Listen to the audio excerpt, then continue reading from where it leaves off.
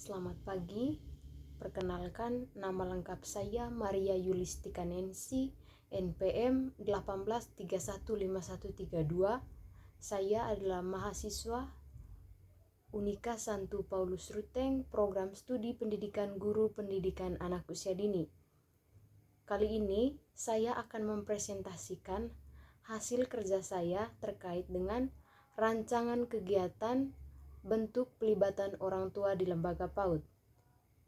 Nama kegiatan yang saya pilih adalah kelas orang tua atau parenting. Terlebih dahulu, saya akan menjelaskan apa itu kelas orang tua. Kelas orang tua merupakan kegiatan yang bertujuan untuk mengembangkan kesadaran orang tua atau wali akan pentingnya terlibat dalam pendidikan anak, termasuk di dalamnya adalah mengembangkan lingkungan belajar yang aman, nyaman, dan menyenangkan. Tujuan kelas orang tua adalah meningkatkan kesadaran, pengetahuan, dan kemampuan orang tua dalam mendidik anak di sekolah dan di rumah, menjadi wadah berbagai pengetahuan, pengalaman, dan praktik baik di antara orang tua dalam mendidik atau mengasuh anak, mewujudkan keselarasan dalam mendidik anak antara yang dilakukan di sekolah dan di rumah, menumbuhkan jiwa kebersamaan di antara orang tua maupun dengan pendidik di sekolah. Kemudian, adapun pelaksanaan kelas orang tua dalam hal ini berbentuk workshop literasi budaya lokal dengan metode gambar bercerita. Adapun langkah-langkah kegiatan kelas orang tua adalah sebagai berikut. Yang pertama itu adalah proses persiapan. Yang dilakukan dalam proses persiapan itu pada dasarnya adalah dilakukan oleh lembaga PAUD. Pertama-tama adalah pembentukan panitia.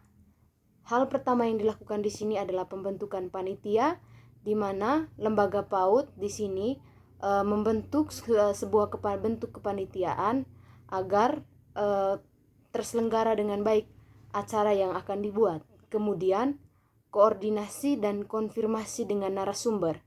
Di sini lembaga PAUD juga melakukan koordinasi atau konfirmasi kepada narasumber karena memang kegiatan yang dibuat adalah melakukan workshop literasi budaya lokal. Jadi mereka di sini lembaga PAUD menghubungi narasumber yang memang punya pengalaman dalam bidangnya terkait dengan literasi budaya lokal. Kemudian hal berikut yang dilakukan adalah menyusun panduan pelaksanaan parenting literasi budaya. Kemudian menyiapkan bahan ajar literasi budaya. Jadi di sini mereka juga menyediakan bahan ajar literasi budaya. Kemudian yang berikut menyiapkan RPP dan juga silabus literasi budaya. Kemudian tahap keenam menyiapkan prasarana dan juga sarana kegiatan parenting. Jadi di sini juga lembaga PAUD penting sekali menyediakan sarana dan juga prasarana untuk menjadi tempat terlaksananya kegiatan tersebut. Jadi di sini lembaga PAUD menyiapkan betul-betul tempat dan juga apa-apa saja yang dibutuhkan jika melaksanakan kegiatan parenting tersebut di lembaga PAUD. Bisa saja kegiatannya itu tidak diselenggarakan di lembaga, bisa juga memakai aula kalau ada aula, tapi bisa juga di ruangan kelas kalau memang tidak ada aula. Kemudian langkah terakhir yang dilakukan adalah menyiapkan instrumen penilaian parenting literasi budaya. Jadi langkah terakhir yang dilakukan adalah menyiapkan instrumen penilaian. Jadi karena memang ada kegiatan tadi, suatu kegiatan workshop literasi budaya lokal, jadi di sini juga lembaga PAUD menyiapkan instrumen penilaian terkait dengan workshop yang dilakukan yang melibatkan orang tua. Jadi bentuk penilaian yang dilakukan itu nanti terhadap orang tua yang hadir dalam kegiatan tersebut. Kemudian setelah langkah persiapan sudah dilewati, langkah berikut yang dilakukan adalah pelaksanaan kegiatan workshop. Pelaksanaan kelas orang tua atau parenting di Satuan Pendidikan Anak Usia Dini adalah sebagai berikut. Yang pertama itu adalah pertama-tama kita menentukan metode. Metode yang akan digunakan dalam kegiatan workshop adalah apa? Jadi di sini metode pembelajaran yang digunakan dalam kegiatan parenting literasi budaya lokal terdiri atas yang pertama itu dalam bentuk diskusi. Narasumber menyampaikan materi, orang tua diberikan kesempatan untuk menanggapi. Kemudian simulasi. Narasumber memperagakan cara gambar bercerita sesuai budaya lokal. Jadi karena kita orang Manggarai, jadi di sini narasumber menyampaikan materi terkait literasi budaya lokal Manggarai, dan juga dia memperagakan agar nantinya orang tua bisa mengikuti apa yang disampaikan oleh narasumber. Kemudian yang ketiga adalah praktik. Orang tua di sini langkah-langkah yang dilakukan dalam kegiatan praktik adalah orang tua menyusun naskah sederhana berdasarkan gambar. Misalkan gambarnya adalah rumah adat Manggarai. Jadi orang tua itu diminta untuk menyusun sebuah naskah sederhana berdasarkan gambar rumah adat, begitu. Yang kedua adalah orang tua bercerita berdasarkan gambar. Misalkan gambar yang diambil adalah gambar orang menari caci ya, karena salah satu tarian kita adalah tarian caci. Jadi orang tua diminta untuk bercerita berdasarkan gambar tersebut. Kemudian orang tua mendokumentasikan kegiatan gambar bercerita dalam bentuk video. Jadi orang tua diminta untuk membuat video ketika melakukan kegiatan apa tadi? Kegiatan menyusun naskah sederhana dan juga bercerita berdasarkan gambar. Kemudian hal berikut yang dilakukan adalah materi dan alokasi waktu. Ini juga salah satu hal yang sangat penting. Jadi sebelum melakukan kegiatan, sebuah lembaga PAUD itu harus betul-betul mempersiapkan materi yang akan dibawakan dan juga menentukan alokasi waktu, berapa banyak waktu yang akan dipakai ketika melaksanakan kegiatan tersebut. Jadi materi dan alokasi waktu pada kegiatan workshop gambar bercerita berbasis literasi lokal tadi adalah 20 jam kali 45 menit dengan rincian sebagai berikut ya. Yang pertama itu materinya itu mendidik anak di era milenial. Teorinya itu 4 jam, jadi jumlah jamnya 4. Kemudian budaya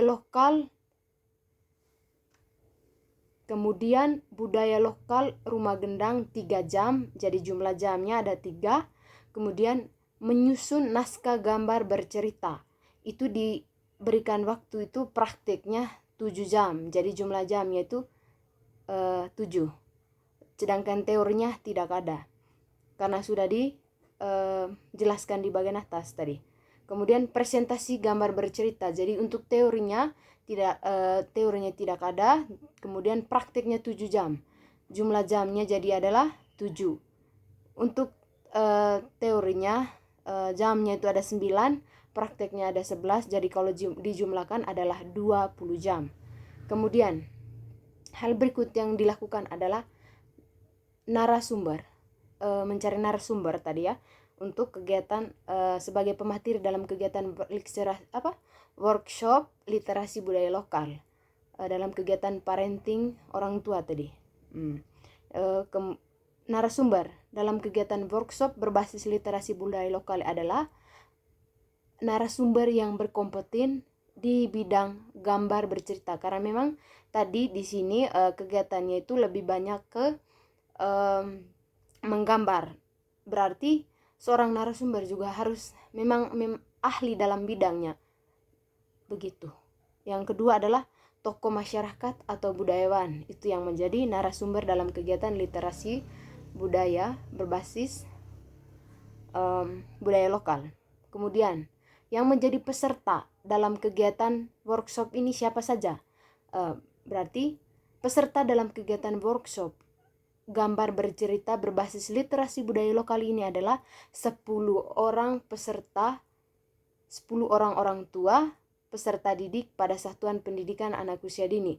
Jadi hanya diminta utusan saja karena memang kita tahu sekarang itu lagi masa pandemi.